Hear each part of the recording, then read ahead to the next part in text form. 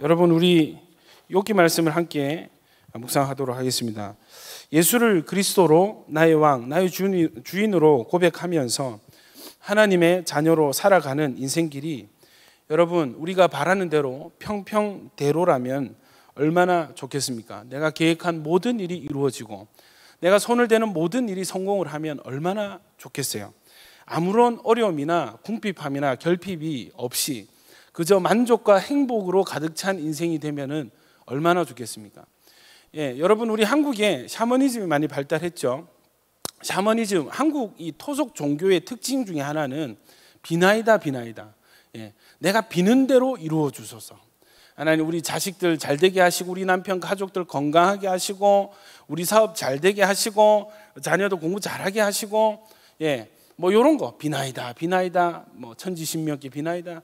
여러분 비단 교회를 다니지 않는 혹은 종교가 없는 사람이라 할지라도 이런 기복적인 어떤 샤머니즘적인 기복신앙이 우리 안에 다 내재되어 있습니다. 한국 사람 특히 강한 것 같아요.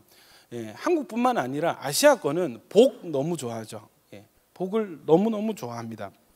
여러분 우리가 바라는 대로 우리가 기도하는 대로 우리가 계획한 대로 인생이 다 흘러가고 예, 순탄하게 되면 얼마나 좋겠습니까?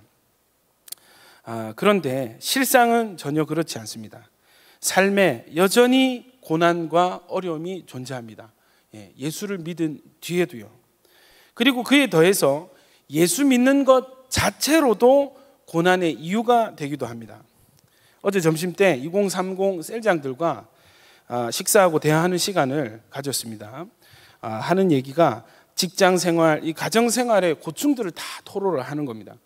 한 집사님이 이번 코로나 사태로 본인이 예수 믿는 이 사람인 것은 물론이고 이 온천교회 다니는 성도라는 것을 온 직장 동료들이 다 알게 되었다고 얘기를 합니다. 아마 여러분 중에도 그런 사람이 있을 거예요.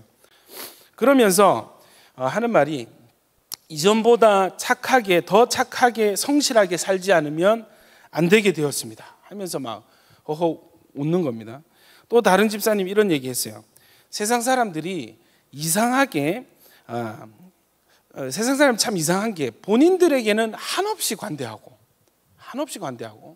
유독 교회 다니는 예수 믿는 사람들은 예수쟁이라고 굉장히 엄격한 기준과 잣대를 들이대고 예, 막 독수리 같은 눈동자로 뭐 잘못하는 게 없는지 조금만 실수해도 이거 봐라 예수쟁이들이 이런다 이렇게 하면서 이렇게 매도를 한다 그런 얘기를 하는 걸 들었습니다. 여러분 사실 이것은요 이런 고난 예수 믿는데도 불구하고 하나님을 믿는데도 불구하고 찾아오는 고난은 성경에 이미 예고가 되어 있습니다.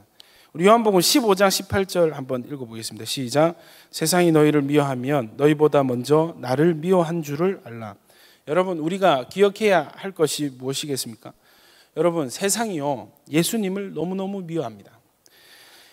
세상이 예수님을 너무 미워하기 때문에 예수님을 사랑하는 우리가 너무너무 미운 거예요. 세상은 우리를 미워할 수밖에 없습니다. 사도 바울도 이 고난에 대해서 이렇게 언급을 했습니다. 디모데후서 1장 8절입니다. 그러므로 너는 내가 우리 주를 증언함과 또는 주를 위하여 갇힌 자 된 나를 부끄러워하지 말고 오직 하나님의 능력을 따라 복음과 함께 고난을 받으라. 이 디모데후서는 자기의 이 수제자인 디모데에게 사도 바울이 쓴 편지죠. 자기 제자에게 여러분 어느 스승이 제자에게 너 고난 받아라. 너 고난 받았으면 좋겠다. 이런 말을 하는 스승이 어디 있겠습니까? 사도 바울이 디모데에게 죽기 직전에 쓴 서신이죠. 죽기 직전에 유언처럼 쓴 이 편지에서 너는 고난과 함께 복음과 함께 고난을 받아야 된다 라고 말하고 있습니다. 여러분 이제 아셨죠? 성도의 삶에 있어서 고난은 선택사항이 아니라 필연적으로 따라오는 운명과도 같은 단짝입니다. 복음과 고난. 여러분 우리 옆 사람에게 한번 이렇게 고백합시다. 왜 그걸 이제 말씀하시는 겁니까? 시작. 다시 한 번 더 고백합시다. 이미 늦어버렸습니다. 시작. 여러분 조직의 쓴맛을 본 사람은 언제가 가장 힘이 듭니까? 언제가 가장 힘이 드는가? 아니, 왜 우리를 구원하시겠다는 하나님께서 굳이 우리에게 고난을 허락하시는지 이해가 되지 않을 때, 이해되지 않는 고난 앞에서 우리는 정말 이 혼란과 갈등에 휩싸이게 됩니다.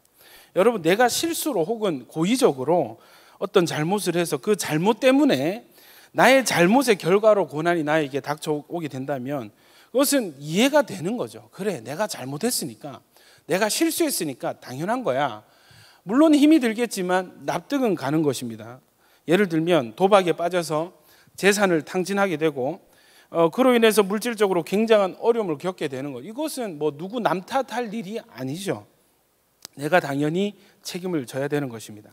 근데 그런 것이 아니고 나는 아무 잘못한 것이 없어요. 아무 죄가 없어요. 아무 악한 의도가 없었어요. 오히려 다른 사람들보다 더 착하게 살고, 오히려 예수 믿는다고 더 손해보고 살고, 하나님 잘 믿고 평생을 열심히 하나님과 교회를 섬기며 살아왔는데 전혀 제가 그런 사람이라는 게 아닙니다, 여러분. 전혀 기대하지도 바라지도 원하지도 않았던 그런 고난이 우리 삶에 엄습해 올 때가 반드시 있다는 것입니다. 여러분, 문제는 고난 그 자체로 너무너무 힘이 들지만 그 고난의 의미를 이해할 수 없을 때 우리 영혼은 극심한 혼란과 갈등에 휩싸이게 됩니다. 우울감과 무기력감에 아무것도 하기가 싫고 아무도 만나기 싫은 상태가 됩니다. 마치 나를 아는 주변의 모든 사람들이 다 나를 조롱하고 나를 비웃는 듯한 느낌이 들기 마련입니다. 왜 이런 일이 나에게 일어나는 거지? 아무리 묻고 또 물어도 답을 알 수 없는 그런 상황 속에서 우리의 영혼은 계속해서 말라가게 되는 것. 아마 여러분 중에 이런 경험 하신 분들 계실 겁니다. 이유를 알 수 없는 고난을 우리보다 먼저 당한 신앙의 선배님이 계십니다. 바로 오늘 본문의 주인공 욥이죠.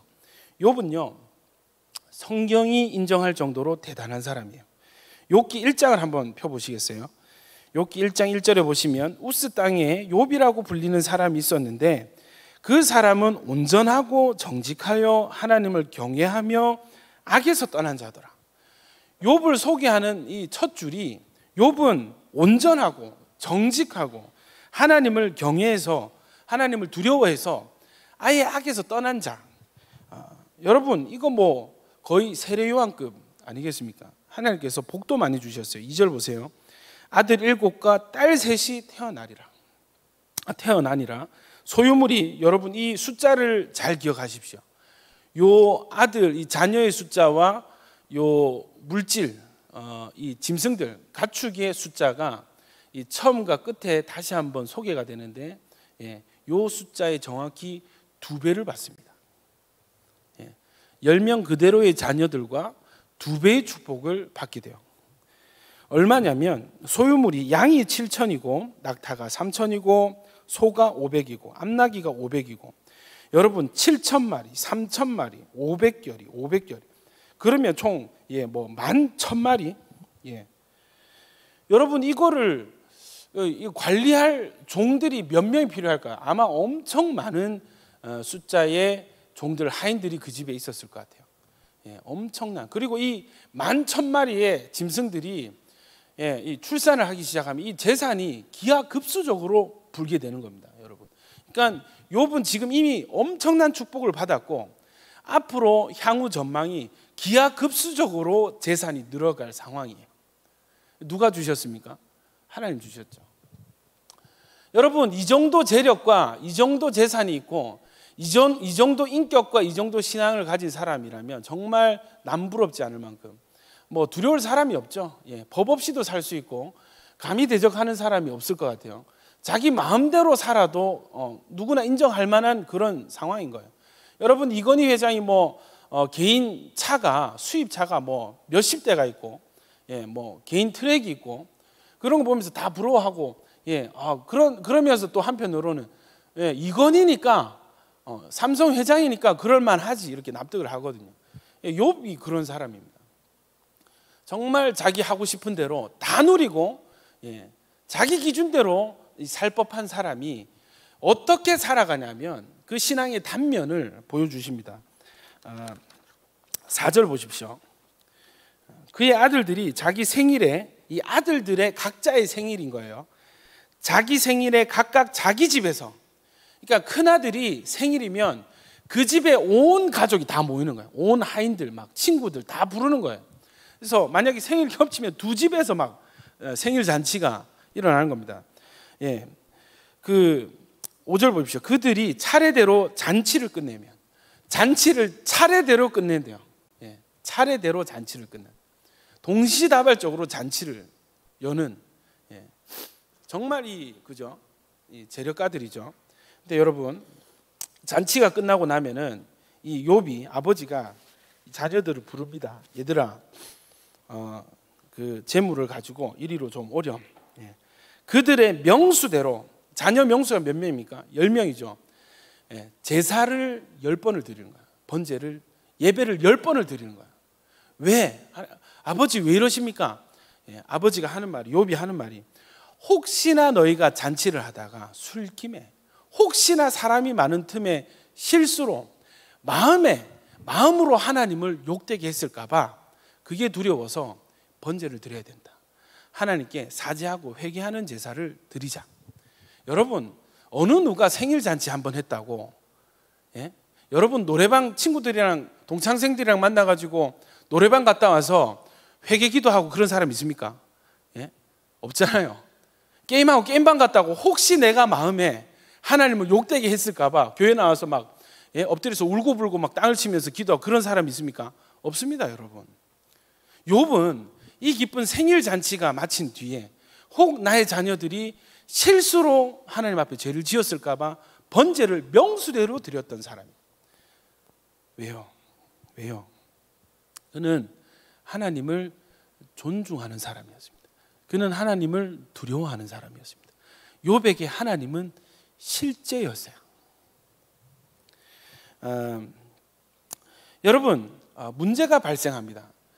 그거 아십니까? 모든 이 물질 세계에 일어나는 일들에게는 여러분 사실 인과관계가 있습니다.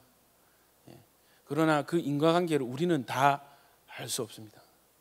왜 6.25가 이 땅에 있었는지, 왜 남북이 분단이 되었는지, 우리가 추론하는 여러 가지 인과관계들이 있지만 진짜 원인과 이유는 하나님 한 분 외에는 알 길이 없죠. 여러분, 이 욥의 가정에 엄청난 이 고난의 회오리가 몰아치기 시작하기 직전에 이 눈에 보이지 않는 영계에 어떤 일이 있냐면 이 천사들과 사탄이 하나님 앞에 서게 됩니다. 이 말씀을 통해서 잠시 우리가 엿볼 수 있는 것은, 여러분, 사탄이 천국에 있을 수 있을까요, 없을까요? 말씀대로라면 사탄이라도 하나님 허락하시면 천국에 하나님 앞에 설 수 있다는 겁니다. 여러분, 사탄이 하나님 앞에 섰습니다. 그런데 이 사탄이 누구를 건드냐 하면은 욥을 건듭니다. 왜요? 여기 보십시오. 1장 7절에 하나님이 욥을 자랑하기 시작합니다. 여호와께서 사탄에게 이르시되 내가 어디서 왔느냐? 사탄이 여호와께 대답하여 이르되 땅을 두루 돌아 여기저기 왔나이다. 여호와께서 사탄에게 이르시되 내가 내 종 욥을 주의하여 보았느냐? 그와 같이 온전하고 정직하여 하나님을 경외하며 악에서 떠난 자는 세상에 없느니라. 와, 여러분 상상해 보십시오. 하늘에 계신 하나님께서 온 이 만군 천사들 그리고 사탄 앞에서 이 땅에 사는 작은 한 사람을 드러내서 그를 높이고 그를 칭찬하고 그를 자랑하는 겁니다. 너무너무 영광스럽죠. 이미 욥은요 하나님께 자랑거리입니다. 여러분도 저와 여러분이 하나님 앞에 자랑이 되기를 축원합니다. 여러분, 야긴 보아스가 하나님 앞에 이런 자랑거리가 되는 예배 공동체가 되기를 축원합니다. 너희가 이 땅에 수많은 교회들, 수많은 청년부 공동체를 알겠지만 사탄아, 야긴 보아스를 아느냐? 이렇게 나를 사랑하고 온전하고 나를 위해 살려고 애를 쓰는 이런 공동체를 네가 아느냐? 여러분, 이런 자랑을, 하나님의 이런 인정을 받는 여러분 되기를 축원합니다. 사탄이요 옳거니 하고 하나님을 도발하기 시작해요. 9절 보십시오. 사탄이 여호와께 대답하여 이르되 욥이 어찌 까닭없이 하나님을 경외하리까? 주께서 그와 그의 집과 그의 모든 소유물을 울타리로 두르심 때문이 아니니까. 11절 이제 주의 손을 펴서 그의 모든 소유물을 치소서. 그리하시면 틀림없이 주를 향하여 욕하지 아니하겠나이까? 여러분, 사탄이 뭐라고 하나님을 도발하느냐 하면, 하나님, 까닭없이 하나님 사랑하겠습니까? 까닭없이 저렇게 열심히 섬기겠습니까? 까닭없이 아무런 이유 없이 목적 없이 교회 다니고 예배 드리고 섬기겠습니까? 아니에요. 하나님, 섬기면 한 만큼 하나님 복 주시는 거 알고 그런 거예요. 하나님이 이 정도, 내가 이 정도 하면은, 내가 이 정도 섬기면, 내가 이 정도 드리면 하나님이 그보다 훨씬 더 많이 갚아주실 거 내가 아니까. 그래서 욥이 그렇게 열심히 하나님 사랑하고 섬기는 거예요. 하나님, 한번 내기 한번 해보실래요? 하나님께서 주신 모든 재물을 한번 걷어보세요. 그의 모든 소유물을 한번 쳐보세요. 그래도 그가 하나님을 사랑하는지, 그래도 그가 하나님을, 당신을 인정하는지.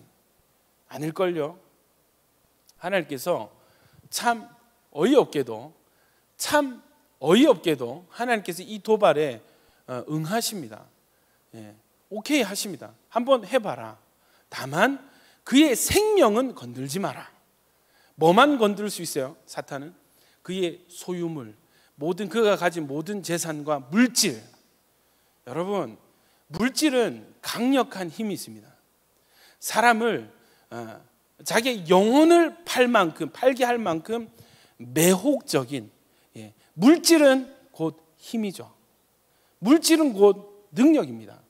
물질이, 그래서 많은 사람들이 물질 자체가 인생의 목적이 되고 목표가 되는 경우가 많습니다. 물질을 우상 숭배하는 사람이 너무 많아요. 돈 싫어하는 사람은 저를 포함해서 아무도 없을 거예요. 물질은 너무 매력적입니다. 너무 우리를 매혹합니다. 사탄이 그걸 알고 있습니다. 소유물 한번 걷어보십시오. 그래도 하나님을 사랑하는지. 여러분, 보이지 않는 연계에서 이런 논의가 있은 뒤에 물질 세계에 곧바로 어떤 일들이 일어납니다. 그 일은 이 연계에서 일어났던 그 회의, 하나님과의 그 합의에 의한 것. 어떤 일이 일어나요? 모든 재산을 잃고, 모든 하인을 잃고, 모든 자녀를 잃습니다. 나중에 보면 욥이 잿더미 위에 앉았다 했거든요. 어쩌면 그의 집도 탔을 수 있습니다. 모든 게 불타고 없어지고 빼앗기고 죽어버렸어요. 누구 때문이에요? 사탄 때문이죠. 여러분 기억하실 것이 있습니다. 대적자가 있습니다. 욥의 대적이었던 사탄은 여전히 우리의 대적이기도 합니다. 사탄이 원하는 것은 단 하나입니다. 욥의 하나님을 향한 신앙이 거짓이었다. 하나님을 향한 욥의 신앙이 목적이 있었다. 바라는 것이 있었다. 물질 때문에 하나님을 사랑하는 것이다. 이것을 사탄은 드러내고 증명하고 싶었던 것 같아요. 인과응보적인 신앙, 경외할 만한 이유가 있기 때문에, 뭔가 얻어낼 것이 있고 받을 것이 있기 때문에 하나님을 섬긴 것이라는 이 복받고 싶은 마음과 동기로 하나님을 섬겼다는 것을 사탄은 하나님과 천사들 앞에 증명해보고 싶었어요. 여러분, 욥이 하나님께 이 받은 모든 복이 거두어졌을 때 하나님을 욕하고, 하나님 나에게 왜 이러십니까? 하나님 너무 나쁩니다. 하나님 이제 싫습니다. 이제 하나님 안 믿을래요. 예배도 안 드릴래요. 하기 싫어요. 가기 싫어요. 여러분, 그 순간, 만약에 욥이 이렇게 했다면 그 순간 역시 보십시오. 하나님 복 없으면, 하나님께 받을 거 없으면 하나님 사랑 아무도 안 합니다. 이 사탄의 주장이 승리하게 되는 상황이 되게 되겠죠. 여러분, 이런 상황 가운데 욥의 신앙이 어떻게 빛이 나는지 우리 한번 말씀을 통해서 보도록 하겠습니다. 1장 20절 보십시오. 욥이 일어나 겉옷을 찢고 머리털을 밀고 땅에 엎드려 예배하며 이르되 내가 모태에서 알몸으로 나와 싸운즉 또한 알몸이 그리로 돌아가올지라. 주신 이도 여호와시오 거두신 이도 여호와시오니 여호와의 이름이 찬송을 받으실지이다 하고 이 모든 일에 욥이 범죄하지 아니하고 하나님을 향하여 원망하지 아니하니라. 여러분, 이 겉옷을 찢고 머리털을 밀었습니다.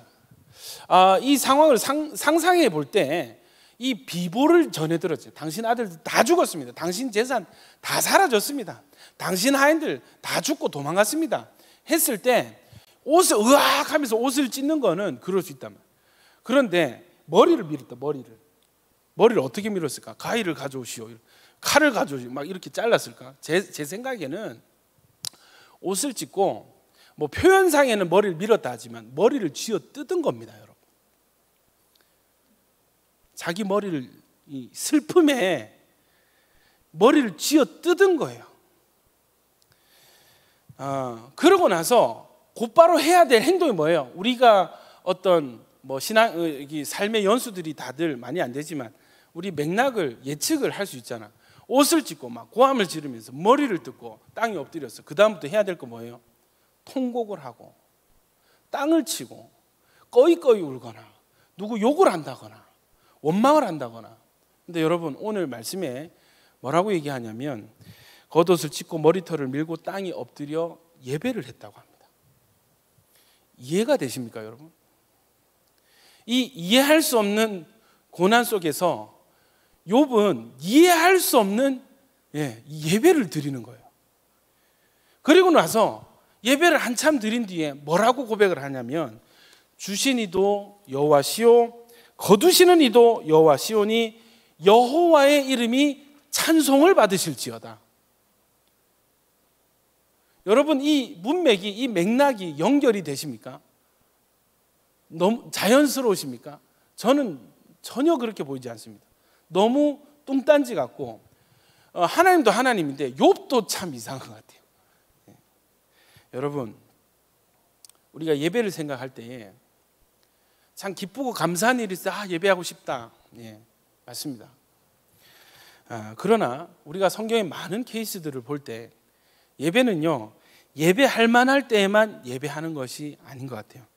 평안할 때만 예배하는 것이 아닙니다. 감사할 때만, 기쁨이 넘칠 때만 예배하는 것이 아닙니다. 오히려 도저히 예배할 수 없을 것만 같은 그런 상황에서도,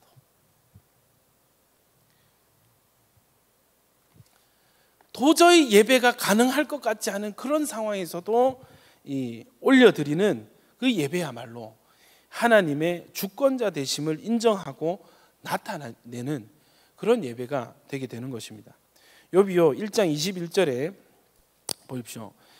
주시니도 여호와시오 거두시니도 여호와시오니 여호와의 이름이 찬송을 받으실지어다. 나는 알몸으로 태어났고 모든 것이 주님 주신 것이기 때문에 주님이 가져가신다 해도 그것은 다 내 것이 아니고 주님 것입니다.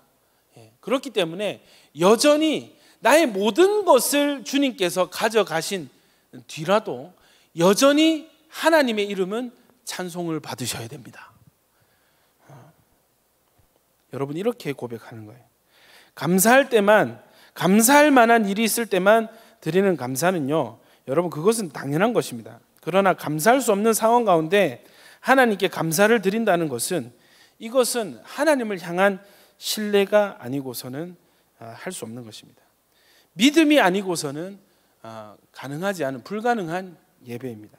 여러분, 예배할 수 없는 중에 예배하세요. 여러분 지금 많이 슬프죠? 그때 욥이 예배했잖아요. 여러분도 예배하세요. 여러분, 이렇게 강요하는 것이 절대 아닙니다.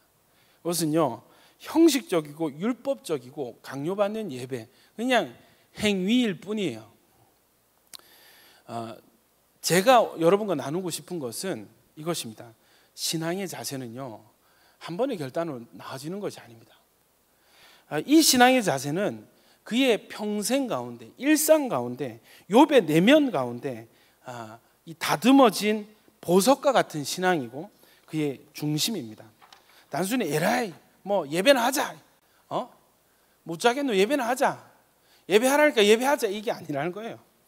이런 상황임에도 불구하고 욥은요, 예배가 터져 나올 수밖에 없는 그런 상태였, 그런 사람이었다는 거예요. 여러분, 상황이 발생하면요, 우리 안에 깊숙이 숨겨져 있는 중심들이 막 드러나기 시작합니다. 이 빙산을 아시죠? 빙하를 아시죠? 겉보기에는 요 둔덕만큼 수면 위에 조금 튀어나온 것 같은 얼음 조각 같은데, 한 번씩 큰 물결이 치고 파도가 쳐서 출렁일 때 그 안에 어마어마한 산과 같은 얼음산이, 빙산이 수면 아래 숨어 있는 것이 드러나게 됩니다. 여러분, 욥의 일상 가운데 어떻게 하나님과 교제하고 하나님을 알아왔는지가 이 상황 가운데서 드러나는 순간들입니다. 예배할 수 없는 상황에 예배하자가 절대 아니라고 말씀드렸습니다. 예배할 수 없는 상황에도 예배가 터져 나와지는 우리의 신앙이 준비되어지기를 축원합니다.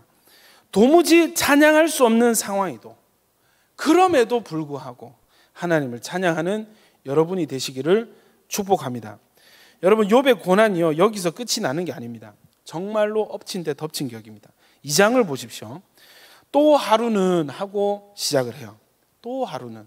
이 정도 했으면 됐지. 이 정도 했으면 됐지. 시즌 2가 연결이 됩니다. 또 하루는. 이 하루는 어떤 하루겠어요? 자녀 10명을 단 하루 만에 잃은, 자식을 잃은 슬픔이 채 가시지 않은 바로 그때, 평생을 고생하면서 모은 그 전 재산을 모조리 한순간에 다 날려버린 바로 그때, 그 상실감과 슬픔과 분노로 아직 씩씩거리고, 아직 원망의 마음이 있고, 아직 이 고통 속에서 신음하는 바로 그때에, 바로 그때에 사탄이 하나님 앞에 다시 섰습니다. 하나님이 욥의 승리를 자랑하세요. 또 칭찬하세요. 그러니까 사탄이 또 얘기를 합니다. 하나님, 이제 주의 손을 펴서, 5절 보십시오. 주의 손을 펴서 뼈와 살을 치소서. 그리하시면 틀림없이 주를 향하여 욕하지 않겠나이까. 하나님, 욕 건강을 한번 쳐보세요. 아프게 한번 해보세요. 그럼 반드시 하나님 떠날 겁니다. 하나님께서 허락하세요. 또 욥의 온몸에 종기가 납니다. 어떤 유형의 병인지 모르겠어요. 피부병 같죠. 얼마나 가려운지 잿더미 가운데 앉아가지고 이 질그릇 조각, 그릇 조각을 갖다가 그걸 가지고 온 몸을 긁으면서 그래야만 조금 살 수 있을 것 같은. 아마 상상하건대 욥의 온 몸에는 이 진물과 고름과 긁혀서 나온 상처에서 나오는 피범벅 이었을 것 같습니다. 형편없는 거죠. 자녀들 다 죽었죠. 재산 다 잃었죠. 종들 다 죽고 도망갔죠. 남은 게 없습니다. 게다가 이제는 하나 있던 건강마저도 상하게 되었습니다. 여러분, 이 상처에 이 낙심을 해도 몇 번을 낙심했을 만한 이런 상황 가운데 이 상처에 벌어진 틈에 소금을 뿌리는 사람이 있습니다. 누구냐면 세상은 다 나를 버려도, 세상은 다 나의 적이 되어도 유일하게 끝까지 나와 함께 가야 될 사람 누굽니까? 아내죠. 돕는 배필. 이 아내가 뭐라고 고백을 하냐, 뭐라고 저주를 하냐면 9절입니다. 그 아내가 그에게 이르되 당신이 그래도 자기의 온전함을 굳게 지키느냐? 하나님을 욕하고 죽으라. 하나님 욕하고 너 자살해라. 이 말을 아내가 하는 것입니다.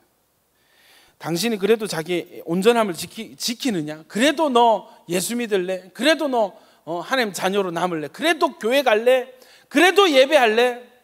그냥 신앙 버리고 마음대로 살아. 꼭 여러분 사탄의 대변인 같죠? 여러분, 이런 소리들 우리 가족을 통해서 실제로 듣는 친구들이 있고요. 직장의 동료들이 이런 말을 합니다. 여러분, 다를 바가 아무것도 없습니다. 다를 바가 없어요. 저는 개인적으로 이 욥의 아내 같은 사람 너무 아프게 다가와요. 욥이 뭐라고 대답합니까? 2장 10절. 그가 이르되, 여러분, 코로나 사태 터지고 제가 저를 아프게 한 말들이 한 두세 가지 있습니다. 첫 번째는 사실 그때 그 중고등부 수련회 오기로 약속이 되었던 강사, 그런 취소를 했어요. 다른 이유로. 그 강사가 자기 페이스북에 내가 온천교회 안 가게 막으신 것은 나를 보호하시는 하나님의 은혜. 예? 저는 제가 아는 사람이거든요. 예, 절교하려고 도무지 용서가 안 되는 거야. 길을 걷다가도 그 사람 그 이름 생각나면은 막 욕을 하고 싶어. 너무 마음이 아파요. 너무 마음이 아파요. 그 평소에 제가 참 좋아했던 형님인데 막 그렇게 성숙한 척을 하더니 자기 강의 취소시킨 교회가 코로나 터졌다니까 꽃이다 하면서 페이스북에 글을 쓰는 걸 보고 제가 경악을 했습니다. 또 어떤 사람들은 또 이렇게 얘기해요. 저한테 저는 야 근주야 니 자살 안 했나? 내 니 죽은 줄 알았다.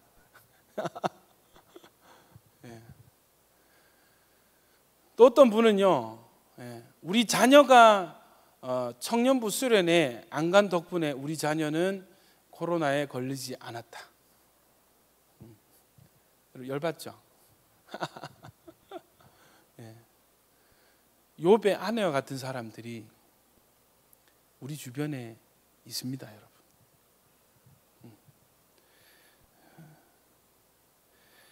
여러분, 이런 상황에서 욥의 입에서 나오는 고백이 뭐냐면 2장 10절입니다.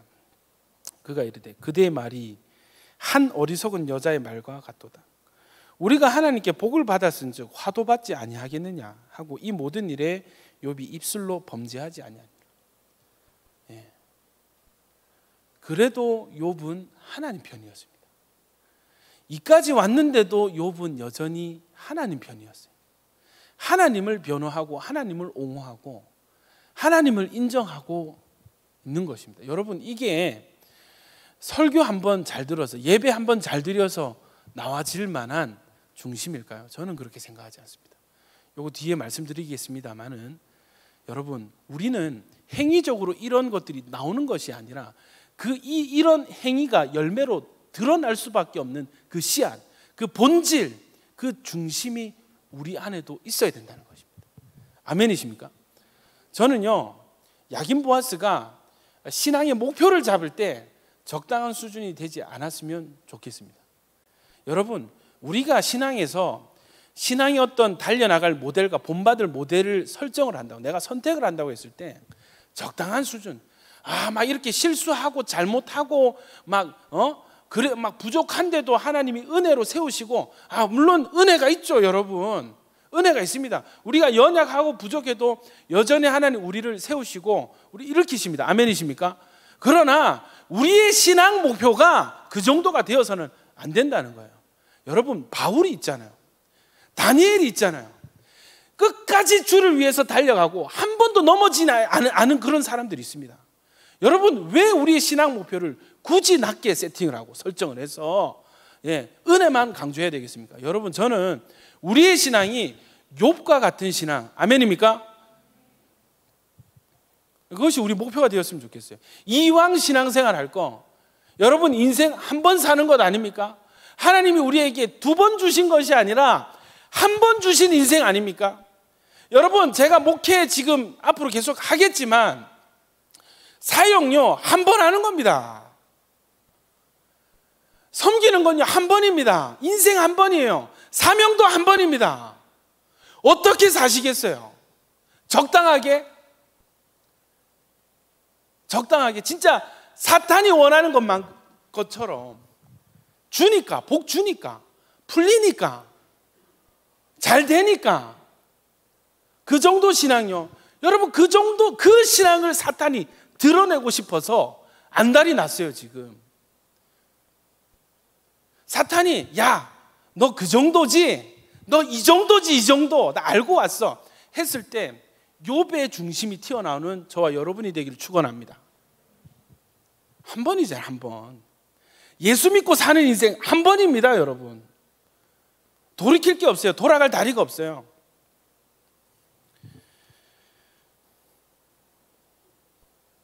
여러분, 욥은요 아내마저도 저주하고 하나님 욕하고 자살해요. 야, 이런 말 들으면요 정말 마지막 하나 남은 그거 놓은 듯한, 내 편이 아무도 없는 듯한, 진짜 여러분 이 정도 되면 자살할 만한 거예요. 이 정도 자살하면은 다들 인정할 걸. 그래, 얼마나 힘들었겠노. 아닙니까? 여러분, 우리가 코로나19로 너무 힘이 들고 고난을 받고 여러분도 손실을 많이 입었어요. 자, 다 얘기를 들은 건 아니지만 만난 사람마다 들어보면은 너무 많은 손해를 입고 피해를 입고 사회적으로도 너무 좀 둘러싸임을 당하고 억울한 부분이 많아. 그러나 여러분, 자식이, 가족을 다 잃어보셨습니까? 전 재산을 다 잃어보셨습니까? 여러분, 거기에다 건강까지 잃어보신 적 있습니까? 우리의 지금의 이 고난을 욥에게 가져가면은 욥에게는 꺼리도 안 되는 거예요. 그게 왜? 너희 중에 죽은 사람이 있느냐? 여러분, 지금 이제는 말할 수 있지만 우리 중에 혹 누가 잘못되면은 저는 목사직 내려놓으려고 했어요. 우리 사모랑 상의가 다 됐었습니다.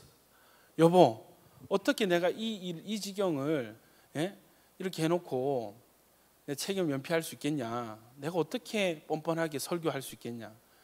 만약에 혹시나 모를 사태가 일어나면 나 목사 안 할래, 못 할 것 같아. 우리 사모가 그러세요. 택배 하루에 500개씩 돌리기. 다 상의를 했었어요. 기도했어요. 너무 감사하게 우리 정무서 성도님 정말 기적적으로 치유받았죠. 그때 기도했습니다. 하나님, 저 목회 계속 하고 싶은데 나 이게 너무 행복하고 즐거운데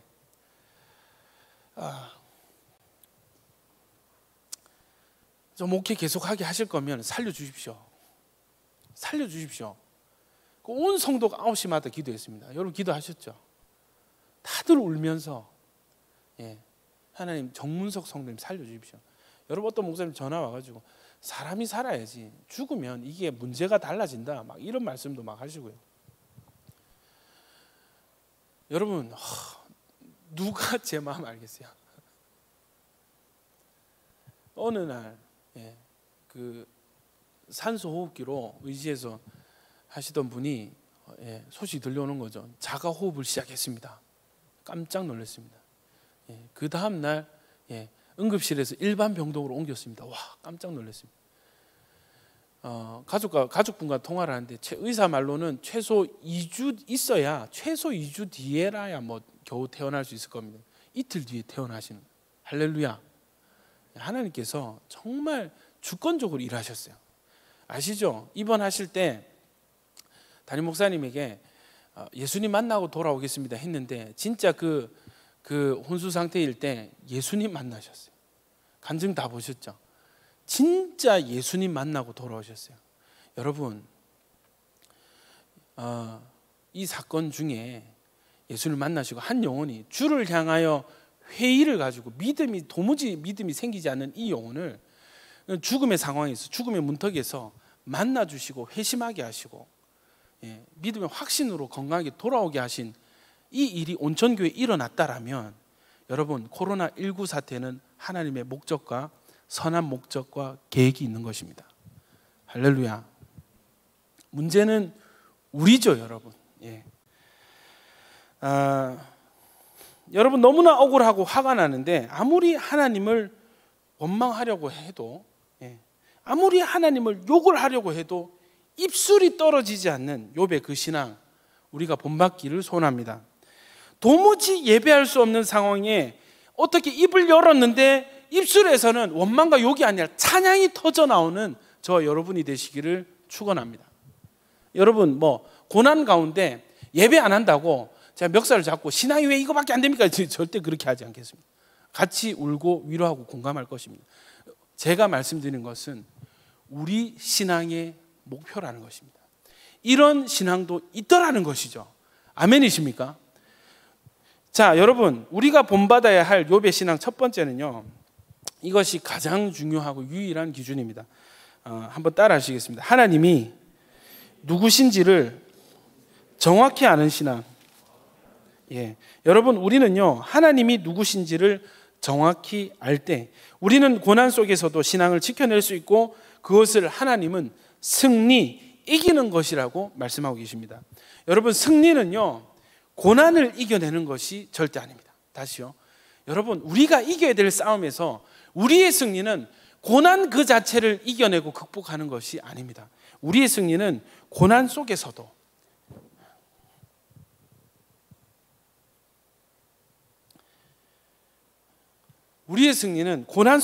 하나님을 향한 사랑과 신뢰를 지켜내는 것입니다.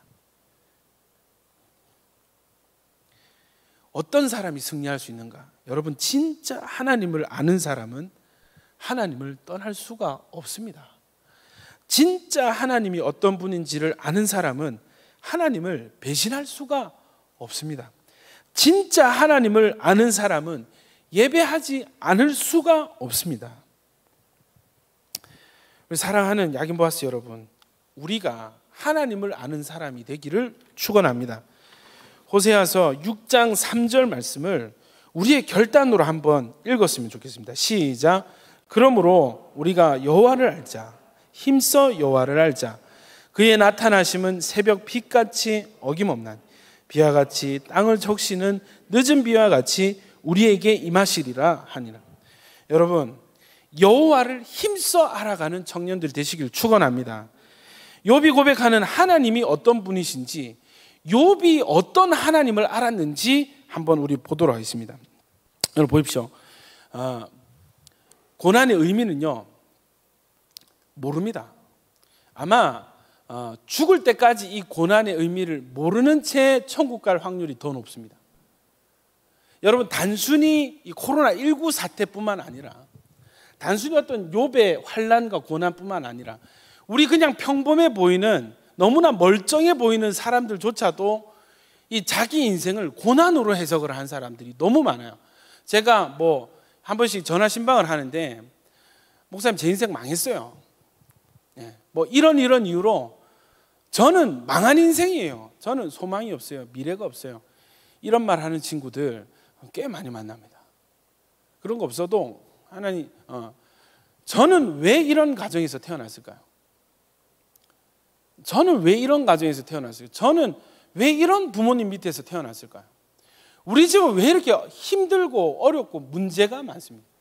이런 생각에 여러분 막 힘들어요. 그러니까 이 마음이 있으니까 조금 잘 되고 조금 풀리는 친구들 보면 그게 너무 부럽고 너무 배가 아프고 질투가 되고, 질투가 되는 만큼 부러운 만큼 내 자신은 더 낮아지고, 여러분 이런 친구들, 이런 청년들이요 너무 많습니다.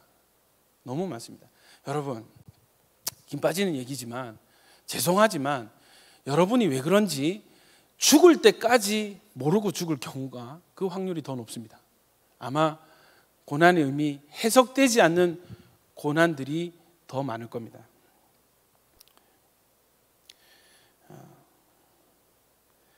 여러분, 그런데 단 한 가지 확실한 것이 있습니다.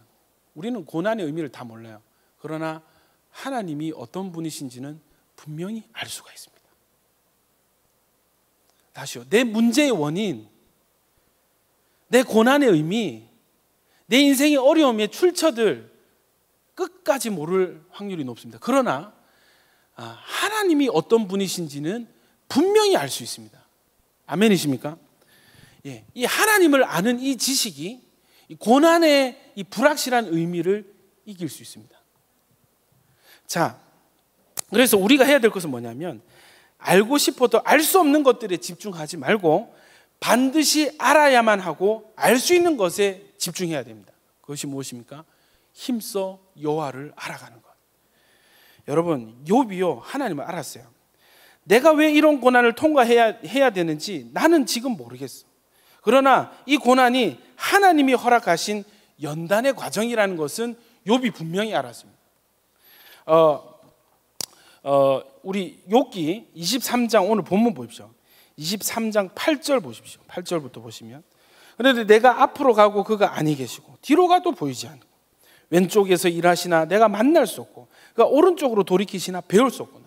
무슨 말입니까? 하나님은 보이지 않게 일을 하신다는, 계시는데 보이질 않아. 불확실한 거죠. 이 불확실함 속에서 확실함이 있습니다. 그것이 뭐냐면 23장 10절입니다. 같이 한번 읽어보겠습니다. 시작. 그러나 내가 가는 길을 그가 아시나니 그가 나를 단련하신 후에는 내가 순금같이 되어 나오리라. 할렐루야. 여러분, 이런 불확실한 인생, 불확실한 하나님에 대해서도 여러분 그 중에 확실함이 무엇입니까? 하나님이 분명히 나와 함께 계시고, 아멘입니까? 내가 가는 길을, 나도 모르는 나의 길, 나도 모르는 나의 미래를 그는 알고 계신다. 하나님은 나를 아신다는 것이 욥에게는 하나님을 아는 지식이었습니다. 그리고 내가 겪는 이 고난도, 이 고난의 의미를 모르지만 이 고난은 나에게 연단이다. 아멘이십니까? 연단으로서의 고난으로 재해석하고 있는 이 재해석이 어디서 나오겠어요? 하나님을 알기에, 하나님을 아는 지식에서 나오게 되는 것입니다. 여러분, 이 당시에 욥이 이 고난을 당할 이 당시에 욥은 몰랐지만 우리가 아는 것들이 있죠. 무엇입니까? 영계에 일어나는 일들을 몰랐잖아. 지금 천국에 있는 욥은 알겠지. 야, 이 사탄 그놈 진짜 나쁜 놈이네, 하나님. 확 마, 그냥 마. 그랬겠지. 여러분, 근데 이때는 몰랐단 말이야. 왜 이런 고난을 내가 당하는지 우리는 알잖아요. 여러분, 욥이 알고, 지금 알고 있는 욥의 지식, 그리고 우리가 지금 알 수 있는 하나님 어떤 분이십니까? 이것입니다. 사단이 욥을 대적할 때 하나님이 2번 반복해서 말씀하셨어요. 그의 생명을 치지 마라.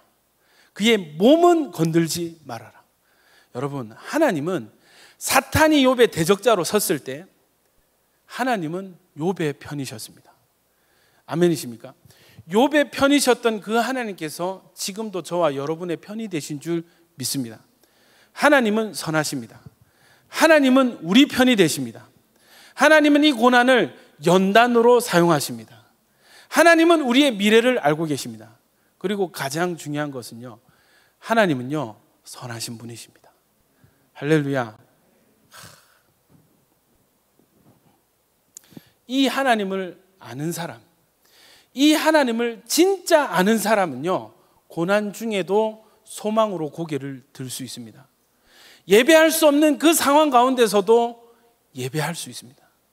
하나님을 당연히 욕해야 되는, 원망해야 되는 그 상황 속에서도 입이 떨어지지 않는, 내가 어찌 주를 욕하리요. 나에게 이런 많은 복을 주신 분이 하나님이신데, 나를 사랑하시는 분이, 하나님이 여전히 나를 사랑하시고 그 하나님이 나의 편이 되시는데 내가 어찌 하나님을 배신하겠습니까? 내가 어찌 하나님께 등을 돌리겠습니까? 저는 못합니다. 하나님을 아는 자들은 그런 신앙의 자세가 나아지게 된다는 것이죠. 여러분, 하나님을 아는 확실함이 우리 인생의 고난의 불확실함을 이길 수 있는 힘이 되는 것입니다. 여러분, 하나님을 압시다. 하나님을 힘써 알아갑시다.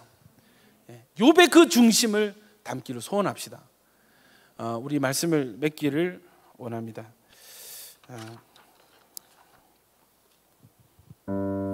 여전히 여러분, 나중에 다 정리할 겁니다. 여러분, 우리 안에 불확실함들이 있어요. 전 천국 가면 물어보고 싶어, 하나님께. 하나님, 누굽니까 도대체 그때? 주님, 2020년 2월 20일 누굽니까 도대체? 감염 원인 누구예요? 나 진짜 한번 물어보려고, 하나님 만나면 또 물어보려고. 왜 부산에 교회가 몇 개인데 터져도 수영록에 터지면 더 크게 터지고 부정교회 더 크게 터질 수 있는데 왜 우리냐고. 왜 우리입니까? 물어보려고.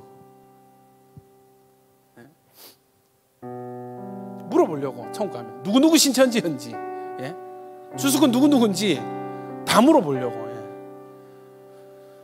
여러분, 알 수 없어요. 감염 경로, 감염 원인 알 수 없어요. 누가 주수꾼인지 다 알 수 없어요.